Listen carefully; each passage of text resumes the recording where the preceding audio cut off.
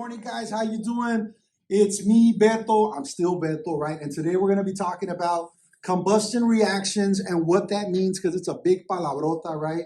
Basically, what we're talking about is how things have the tendency to blow up, right? And if we're in a chemistry lab and we talk about combustion, it sounds different. But if I told you you interact with combustion every day, you might be surprised, right? So today we're going to show you a little bit about explaining combustion and then the application of it later on when we go visit our friends out at Car Connection, and they're going to tell you a little bit more about what that looks like in actual application in cars.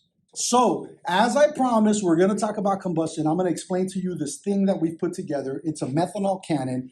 What I have here is a power source that'll be similar to a battery. We have these two nails going through a bottle, and these basically serve to simulate like spark plugs in a car. We have inside of this bottle a little bit of fuel, right? In this call, it's methyl here with some oxygen, right? Two things that you might notice that you need for a car to actually work, right? And what we're going to show you here is when we add this power source, when I turn on the car and the power goes from the battery to the spark plug, right? This is what happens in the cylinders that are inside of your motor every single time. So hopefully we'll be able to play that for you in slow motion and you'll get to see it like release a little bit of flame. But basically we have the combustion, and you heard Ava in the background getting excited about it. She loves science. Let's show her real quick. Yes, Ava. Yes, she's excited about science. Absolutely. And so what you heard is you saw the spark that was created from here to here. It arcs between the nails inside, meaning it'll look something like this. Let me see if I can get this to work. In science, sometimes things don't work. So just like it's arcing right there, that actually happens when I put this to here between those nails. So in essence, it provides the power source or the lighting source that lights that fuel in combustion. And so the oxygen, the fuel, and the spark leads to that combustion and that blow-uptuation that happens. That's not a real word, but we're going to use it because you know exactly what I'm talking about. And then we'll hear back from our buddy Louie at Car Connection in just a bit as he walks us through what that actually looks like in a car. Stay tuned.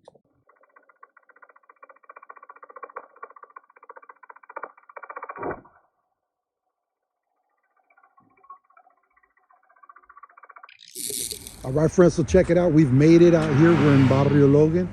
Coming to check out our buddy Louie at Car Connection to learn a little bit more about what it's like to actually see combustion happen in cars.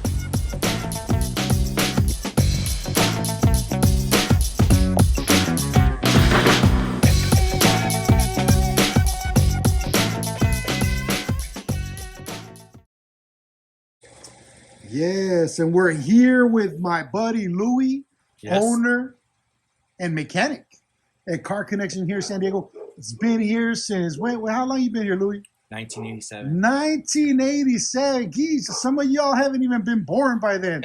But that's quite all right. That means those are years of experience, right? That's what they say. All right. And we're looking around your shop, and I see a lot of old cars and new cars, Lou. Yes, and sir. so I appreciate your time. I know you're busy. Yes, I was just wondering, we were talking about combustion earlier. Correct. I showed you a little bit about what we're talking about. Right. I'm wondering if you could just walk us through, sometimes what we learn in class, we don't know how to apply it to real life. So we wanted to give folks that opportunity to kind of make those connections, right, between what they saw earlier in the video and what it looks like in the car. And hopefully they'll learn their way around the car. Right. So basically what we have on an engine, say like this one over here. Yeah, let's go. Show us. Is maybe show us one on one of these older cars that's a lot more simpler, and then maybe we'll take a look at one of the other ones. You can't even see engines on a newer car, so.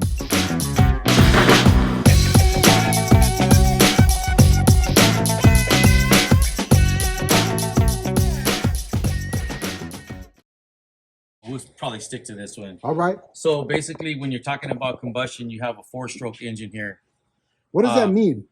Well, it means that the crankshaft turns 4 revolutions to accomplish 4 tasks. Okay. But we're trying to do it in simple terms, Lou.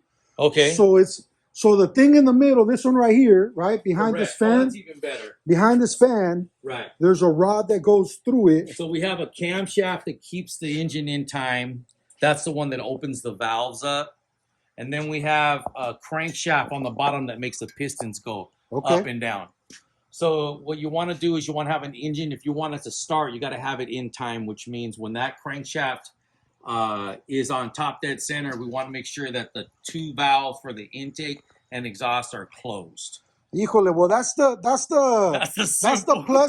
plus version. We don't want the plus. We want the basic. Okay. I just got the keys. I put them in the ignition. Okay. And I told them earlier that the first thing that happens, they turn the ignition. Right. This thing right here, the battery, okay, gives power. Okay, we're gonna take it to that. Yeah.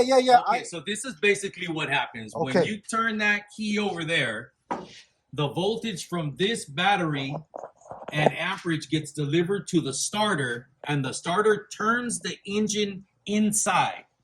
When it turns the engine inside, the sequence that has to happen is called a forced stroke. So when that happens, the stroke is 1 stroke, 2 strokes, 3 strokes, 4 strokes.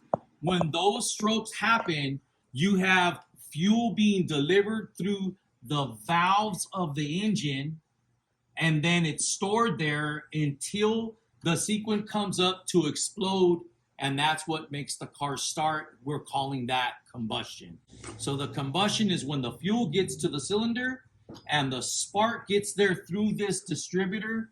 It sends voltage through here, and then that goes to the spark plug. The spark plug sparks to the fuel that's inside the cylinder on that stroke, and magic, we have a running engine. Pácatelas. Simón. And so on these older cars, we'll see this thing that looks like a little octopus Right. with things, the distributor. distributor. Right. We don't see those in the newer cars, right? No, because they have what's called a coil over plug.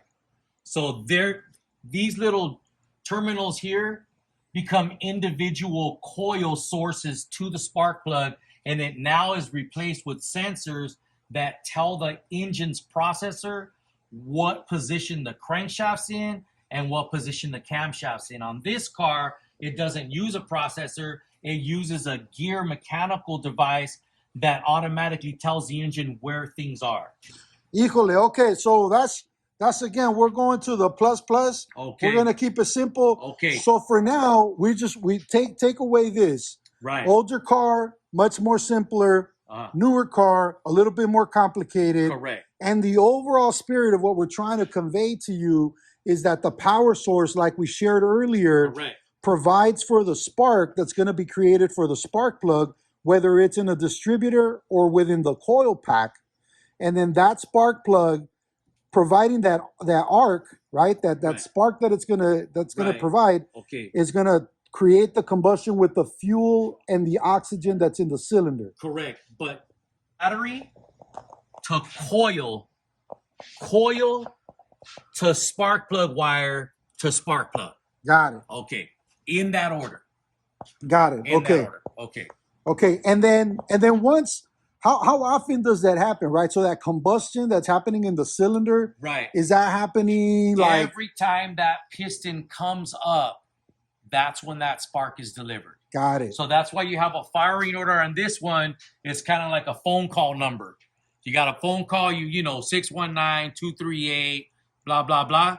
So if you don't use the right number sequence, you're calling somebody you don't know. Got it. All right. So you don't have a conversation that's meaningful. Okay. So the car has a phone number too. That phone number is called a firing order.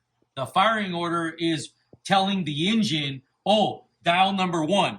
Number 1 needs fuel. Dial number 2. Number 2 needs fuel. Gotcha. Dial Okay.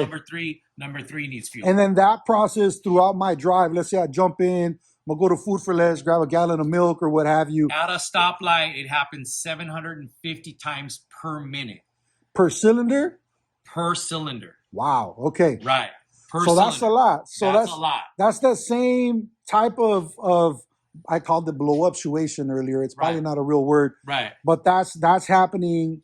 We're hearing thousands of times throughout one ride that I take real millions. quick. Billions. Okay. Billions and billions. Excellent. So you know, we hear about all this science that happens all the time. Sometimes it's a little scary and overwhelming, right? But what we wanted to take away and provide for folks is that they're doing science every day, even when they don't think they are, right? Absolutely. So It's a something part of like our life. driving a car or even changing a tire, right? I tell folks sometimes when we talk about changing a tire, which a lot of people don't know how to do nowadays, it's using physics, right, and torque to be able to find ways. If I'm not strong enough, I get a pipe or something to increase the or ability, or a torque wrench. But if we don't have one, we could use una pipa, right? We can use brute strength. Or leverage, brute strength, leverage, yes, tools. Right. Okay, so that's pretty much it, right? So again, right here with our buddy Louis, right, at Car Connection in San Diego. That's right. He's been here for decades and decades and decades. And he knows his thing, sharing his wisdom with us, showing the application of something like a combustion reaction, which we might think is for rockets or something, but it's happening in things like your cars and your everyday rides, when your parents are dropping you off to school, taking you to practice, whatever it is that you run around doing. This is what's happening, folks. You got science happening around you. And another thing I wanted to add was it is actually explosions. Now, when you have a car that needs a muffler or it has an exhaust leak and it's really loud, I'm sure everybody's heard that. That's them actually hearing an unmanaged explosion. They're calling the wrong number. Right. Well, not calling the wrong number, but the exhaust is not being toned down through the muffler. Gotcha. So when you hear those cars going pop, pop, pop, pop, pop, pop, pop, pop, that's actually the explosions happening. That's the combustions happening. So on the newer cars and on even these older cars, they have what's called mufflers. They have silencers. And what they do is they take those explosions and they tone them down. Okay. So that the car's quiet. So my last question. So, we learned that you need a power source. Right. We learned that you need fuel. Correct. And we learned that you need oxygen to make these reactions happen, right? Correct. In a car, we know where we get the gas. Right. We get the gas at the gas station. We put it in the fuel tank. Right. And then it gets Oxygen. provided here through these lines like those.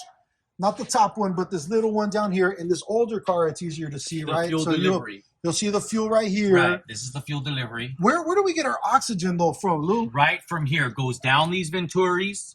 And basically, this is where we get the 14.7 ratio. So we got barometric pressure. We have the air coming in. And then again, we have what's playing through the engine turning. It has these little valves. And when the piston comes down, it actually sucks the air down through the carburetor. And that's where we get the air that we need for the explosion to happen. But nowadays, we don't have carburetors. So where does the air come in for the newer cars?